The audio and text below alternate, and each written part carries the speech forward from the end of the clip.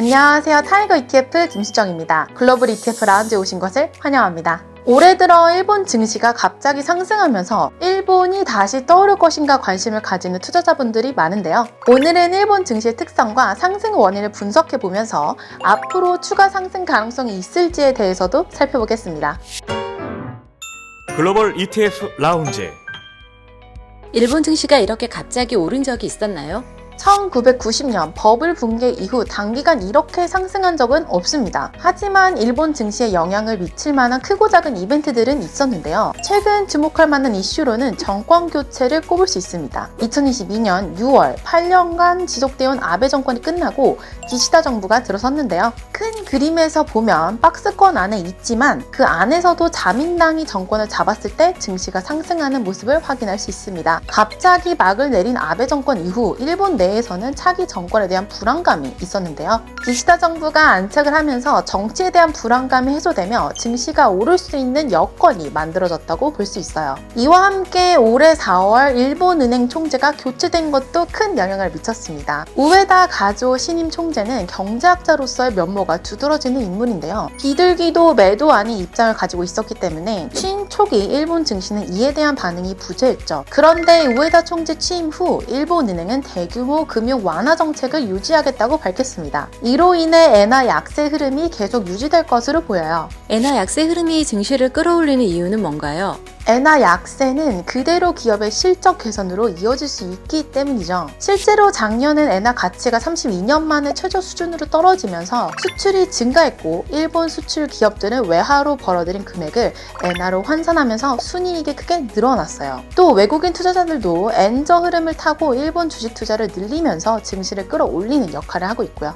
이런 역사적인 엔저 환경이 앞으로 쭉 지속되기는 어렵겠지만 엔화 약세 기조는 당분간 유지될 것으로 보입니다. 물론 미국이 긴축을 끝내고 강달러가 완화되면 엔화도 돌아서겠지만 일단 미국이 기준금리 하락을 결정하는 시기까지는 엔저 흐름이 유지될 것으로 보여요. 최근 일본 기업들에도 변화의 바람이 불고 있다고 하던데요. 맞습니다.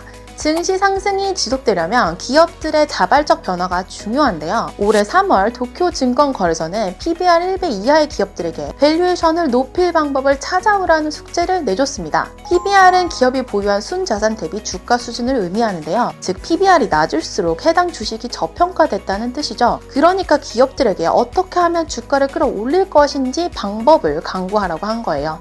이후 일본 기업들이 자사주 매입, 주주 환원 정책, M&A 등 다양한 방법을 제시하면서 거래소와 정부의 방향성에 동참하고 있는데요. 이런 노력이 일본 증시에 긍정적 영향을 미치고 있습니다. 여기에 2022년 실적 발표와 2023년 실적 가이던스 발표까지 긍정적인 상황이고요. 실제로 일본 경제가 점차 나아지고 있다는 걸 보여주는 자료가 있나요? 여러 가지 경제 지표에서 확인할 수 있는데요. 일본 경기 동향을 나타내는 PMI 지수가 대표적입니다. 일본은 전 세계 국가들 중 코로나19 해제가 가장 늦었던 나라잖아요. 그래서 막연히 경제 회복도 느릴 거라고 생각을 했는데 일본은 달랐습니다. BOJ가 긴축적인 모습을 보이지 않은 덕분에 일본 PMI는 최근 확장세로 돌아섰어요. 이는 곧 일본 최근 경기가 견조하다는 것을 의미하죠. 여기에 최근 글로벌 원자재 가격이 안정화되는 것도 일본 경제에 도움을 주고 있습니다. 일본도 우리나라처럼 에너지 의존도가 높은 나라이다 보니 에너지 가격이 경제에 영향을 미치거든요.